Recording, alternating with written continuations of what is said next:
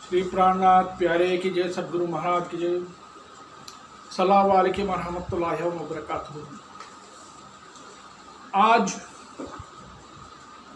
मैं कुरान को क्यों इस संसार में भेजा गया इसके ऊपर मैं चर्चा करूँगा। ज़्यादातर लोगों का यही मानना है कुरान इंसानों के लिए भेजा गया है, लेकिन कुरान के बहुत सारे ऐसे कड़ियाँ हैं जिसको आप जुड़ जुड़ के देखोगे, ये पता लगता है कि कुरान ये बताता है कि कुरान को कोई विश्वास ही नहीं करेगा, कुरान के साक्ष्यों को भी कोई विश्वास नहीं करेगा। तो कुरान बोलता है मैं तो, और हर एक बयान में, आयतों में एक आता है कि आप अपने आत्मा के लिए अच्छा कीजिए। ये एक बात कुरान के अंदर कहीं बहुत जगह पे आता है, लुकमान में भी आता है, सूरह बकरा में भी है ये बात, तमाम बहुत सारे हैं, रूम में भी है ये बात। तो आप अगर अपना आत्मा के लिए खुद ठीक अच्छा करोगे तो आपके लिए, दूसरा कोई ही आपके आत्मा के लिए अच्छा नहीं कर सकता, ऐसे कुरान कहता है। तो कुरान किसके लिए नाजिल हुआ है इस संसार में देखा जाए तो आत्मा के लिए नाजिल हुआ है, ना कि इंसान के लिए। और बोलते हैं कि इंसान, ज़्यादातर लोग मेरे बात को कभी विश्वास नहीं करेंगे। यही कुरान बार बार दोहराता है कि ज़्यादातर लोग मुझे विश्वास नहीं करेंगे, मेरी बात को नहीं विश्वास करेंगे, इसके जगह पे दूसरे कोई और किताब को भी विश्वास करेंगे। इस तरह के बातें कुरान के अंदर काफ़ी सारे हैं। तो क्या इसका मतलब है कुरान में जाहिरी बात नहीं है? कुछ जाहिरी बात है, नहीं बोलता हूँ, बाद में कुछ आयतें साथ में जुड़ाया गया है जाहिरी बातों के नज़र से, लेकिन उनकी जो परसेंटेज है बहुत ही कम है, उतना नहीं है जितना हम देखते हैं। कुछ विवादित बातें हैं कुरान के अंदर जिसको जाहिर अर्थ निकालने से काफ़ी गलत अर्थ निकल जाता है। जैसे सूरह निसा में 4 शादी के बारे में है, तो यहाँ 4 शादी जो औरत लिखा है निसा करके, उसका जाहिरी अर्थ हो जाएगा इंसान का औरत, और बातूनी अर्थ निकालने से वो दूसरी बात हो जाती है। लिखा यहाँ है शादी जो है वो बात ही अलग है। उसी तरह कहीं भी आपको 5 वक्त का नमाज पढ़ो करके नहीं है, एक और बात है।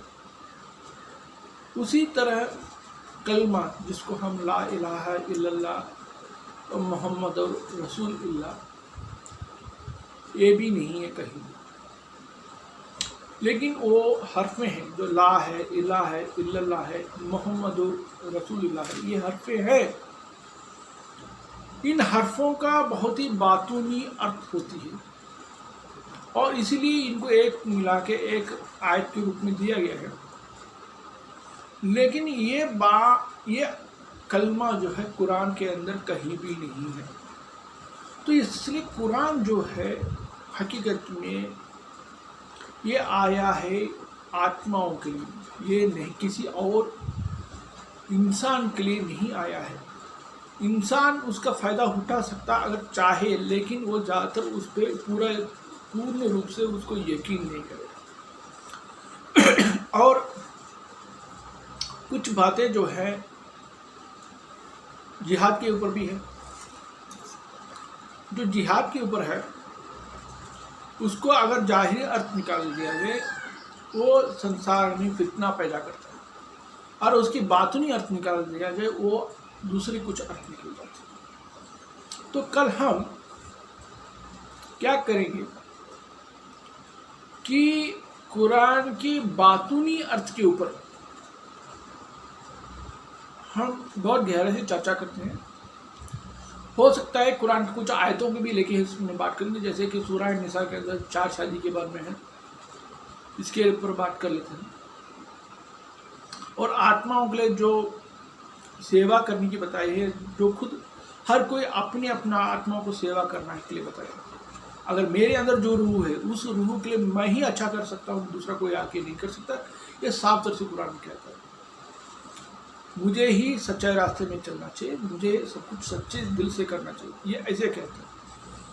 तो हमें आज के संदर्भ में जो भी आतंकवादी है, तो जो भी बुराइयां हैं, हाँ, शरीयत के में लागू करके रखा है, जो 3 तलाक की बातें हैं, इन सब बातों को नज़रअंदाज करते हुए हमें कुरान की एक सच्चाई को हम पहचानने की कोशिश करते हैं, उसकी बातूनी अर्थ को पहचानने की कोशिश करते हैं और कलमा की भी बातूनी अर्थ पहचानने की कोशिश करते हैं। तो इससे हमें वास्तविक ज्ञान, वास्तविक पहचान हो जाएगी, वास्तविक इल्म पहचान हो जाएगी और संसार को हम सुख शीतल करते हैं। यही चीज़ प्रार्थना जी और इमाम मेहंदी चाहते थे। इमाम मेहंदी की पूरी इच्छाएं हम लोग करेंगे इस संसार में, इसलिए ही ये सब जो है वीडियो बना के डाला जा रहा है। और जितना हो सकता है इसको आप सबके साथ शेयर कीजिए और मेरे चैनल को भी सब्सक्राइब कीजिए, क्योंकि ये बात दुनिया में फैलनी चाहिए और यही हम चाहते हैं कि इमाम मेहंदी की बात जो है इस पूरा संसार में फैल जाए। श्री प्राणनाथ प्यारे की जय। सलाम अलैकुम रहमतुल्लाह।